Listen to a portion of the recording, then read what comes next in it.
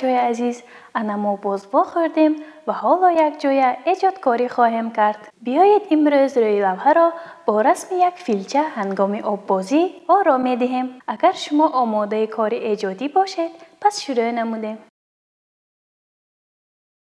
ما تصویرمان را از کله فیلچه سر میکنیم. انا این گونه بالای سرش را تصویر نموده اکنون میگذاریم به تصویر خرطومش. انا این گونه آن را نیز به طرف بالا مایل میکنیم و آن را پره میکنیم. دهانش را نیز در همین مورد تصویر میکنیم. پس آن ما تصویرمان را دوام میدهیم. این قسمت را پوره نموده اکنون میگذاریم به تصویر چشم فیلچه. چشمش را نیز پوره نموده درونی آن را پوره میکنیم. همین با این اشاره ها باز هم زیباتر میگردانیم. بچه‌های عزیز، بیایید با تصویر گوش ها رسم فیلچه را باز هم پوره تر میکنیم. از همین نقطه سر کرده ما گوش هایش را تصویر میکنیم. برای باز هم زیبا و افسانه‌ای گشتن ما آن را با این شکل همین گونه تصویر میکنیم. اکنون میگذاریم و تصویر گوشی دیگرش.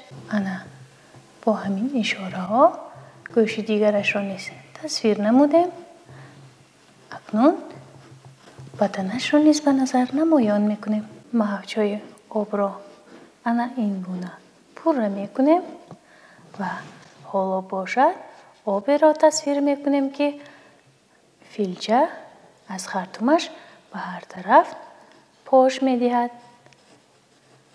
همین گونه با موجهای گوناگون آن را تصویر میکنیم و آن را پوره میکنیم.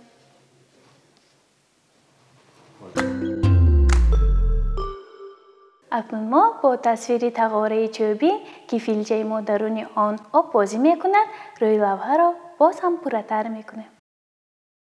ما تصویر تقاره را از همین نقطه شروع میکنیم. همین گونه آن را پوره نموده اکنون قسم دیگرش را نیز تصویر میکنیم. همین طور تصویری ما تا رفت به تقاره چوبی مانند می شود.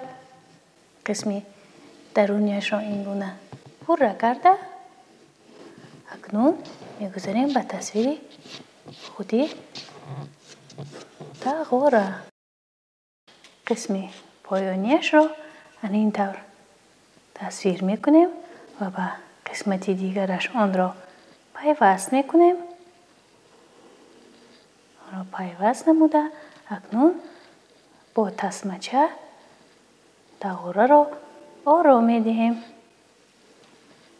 همین گونه. اکنون با تصویری حبابچه های آب ما روی لوحه را باز هم پوره تر میکنیم. ما تصویرمان را از همینجا شروع نمودیم.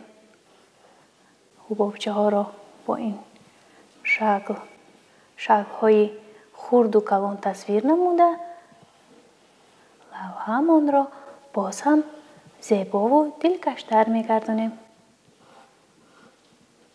همین طور هر جا آنها را به نظر نمایان میکنیم. در این قسمت نیست و آهسته آهسته به قسم دیگر میگذاریم. با تصویر حبابچه ها منظره ما باز هم پرتر و زیباتر میگردد و قسم های پایانی را نیز با این حبابچه های زیبا پوره و دلکشتر میگردانیم. در این قسمت نیز یک دو حبابچه را تصویر نموده با همین تصویرمان را قریب که به آخر میرسانیم.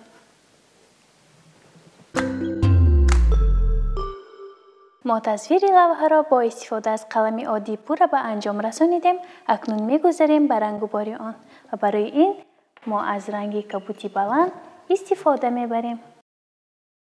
انا رنگ کبوتی بلند از روی شیشه آماده شد. ما رنگ‌وبارمان را از رسم فیلچه شروع میکنیم. از خرطومش تر کرده آهسته آهسته به قسمت پایانی میگذاریم. گرد و اطراف چشمش را نازکانه رنگ پوش نموده آهسته آهسته به دیگر قسمهای بدنش میگذاریم. همین پورا نموده قسما گوشش را نیز رنگ و بار میکنیم و با همین پورا میکنیم. اکنون ما گوشهای فیلچه را با رنگ گلابی رنگ و بار میکنیم. رنگ گلابی را هم تیار نمودیم. با این رنگ میگذاریم به رنگ و بار گوشهای فیلچه. اینجا را نیز با این رنگ پورا می نماییم. قسم پایانی گوشش را نیز رنگ و بار نموده اکنون کمی دهانش را نیز با این رنگ پورا می کنیم. اکنون ما برای رنگ و باری دهانه از رنگ جگری پست استفاده می بریم. رنگ را آماده نموده میگذاریم به رنگ و بار. ما آهسته آهسته رنگ و بارمان را ادامه می دهیم. گرد و اطراف تقاره را اینگونه رنگ پوش نموده به قسم دیگریش نیز میگذاریم. اینجا را نیز پورا نموده آهسته آهسته به قسم های پایانی میگذاریم. گرد و اطراف حبابچه ها را کوشش میکنیم که بسیار هم نازکانه رنگ و بار نماییم. اینجا را نیز پورا نموده اکنون آهسته آهسته قسمی از همه پایانی تقاره را رنگ و بار می نماییم. انا ما تقاره را یک مرتبه با رنگ جگری پست رنگ پوش نمودیم.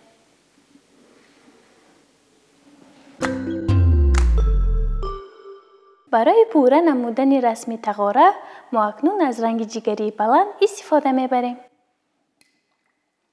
انا رنگ جگری نیز آماده شد. با این رنگ ما هر جا تقاره فیلچه را رنگ و بار میکنیم.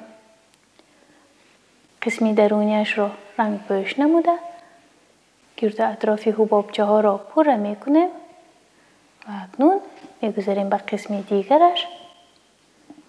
اینجا را نیز پورا میکنیم و قسم های پیش تقاره را با این رنگ آرام میدهیم. هر جا اشاره میکنیم. قسم پایانی تسمه را نیز پورا کرده اکنون قسم های پایانی را نیز با این رنگ اشاره میکنیم. اکنون ما با استفاده از موی قلم مهین و رنگ سیاه چشم فیلچه را پورا میکنیم. از همین قسمت شروع نموده چشمش را پورا میکنیم. گرد و اطرافش را پورا کرده میچکانش را نیز اشاره میکنیم و با این رنگ کمی دهانش را رنگ و بار میکنیم.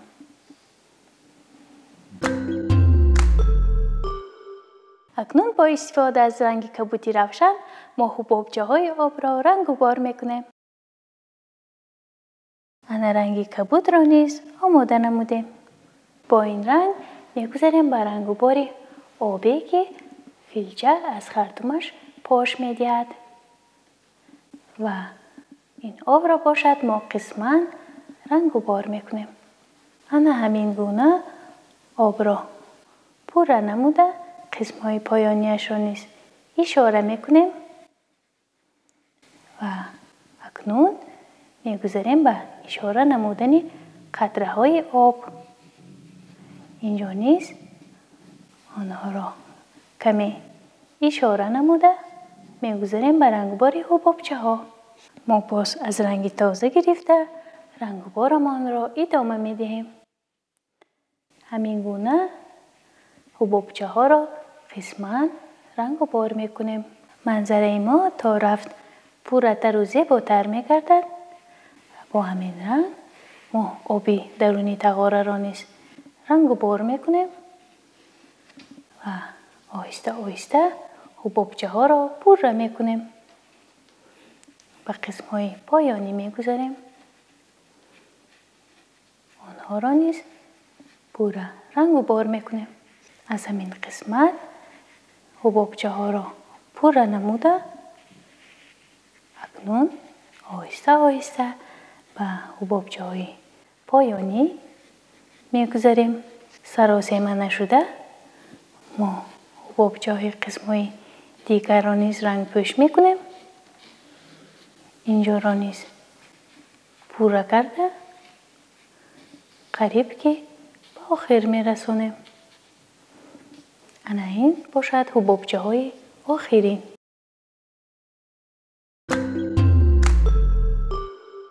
اکنون ما از رنگ کبوتی بلند استفاده نموده هر جا منظره لوحه را رنگ و بار می کنیم.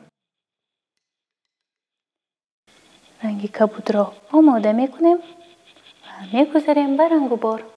ما رنگ و بارمان را از همین قسمت شروع می کنیم. قسم بالای آب را با این رنگ پورا نموده انا همین گونه آهسته آهسته به قسم های پایانی آن می گذاریم. ما رنگ و بارمان را دوام می دهیم و این قسمتی آب را پورا نموده اکنون قسمت حبابچه ها را نیز پورا می کنیم. رسمی حبابچه ها تا رفت پورا تر می گردن. همین گونه آنها را پورا نموده همین گونه قسم های دیگرش را نیز با این رنگ پوش می کنیم. همین طور اکنون می گذاریم به رنگ باری آبی زیری تغاره. ما باز از رنگ تازه گرفته رنگ بارمان را ادامه می دهیم. همین گونه گرد و اطرافش را باز هم زیباتر می کنیم. با همین ما رنگ بارمان را ادامه می دهیم. گرد اطراف حبابچه ها را پورا کرده همین گونه باز هم زیبا و دلکش می گردونیم. بچه های عزیز اکنون با استفاده از رنگ بنفشی بلند ما هر جای لوحه را رنگ و بار نموده باز پورا تر می کنیم. رنگ بنفش هم روی شیشه تیار شد. با این رنگ ما اول رسم فیلچه را باز پورا تر می کنیم. ما احتیاط کرده رنگ و بارمان را ادامه می دهیم و قسما رسم فیلچه را پورا می کنیم و با همین رنگ می گذاریم به رنگ و بار تسمه تغاره.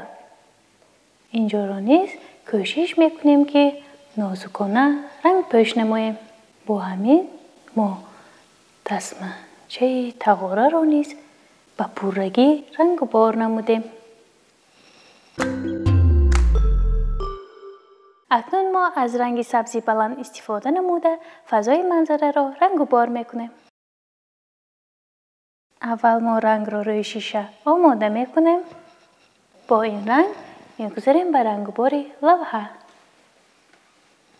و آن را از همین قسمت شروع نموده هر جا رنگ و بار می کنیم.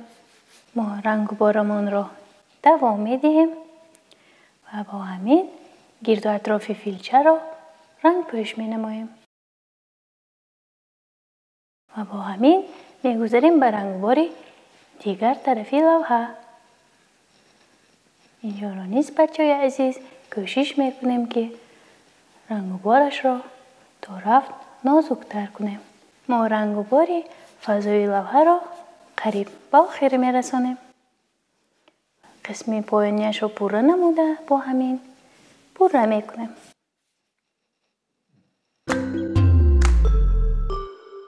ما تصویر و رنگوباری لوحه را پوره به انجام رسانیدیم. ما امروز روی لوحه را با رسم یک فیلچه هنگام آببازی و آبپاشی آرا دادیم. در همین جا نمایش امروزه ما به آخر میرسد. خیر بچه های عزیز، شاد و پیروز باشید.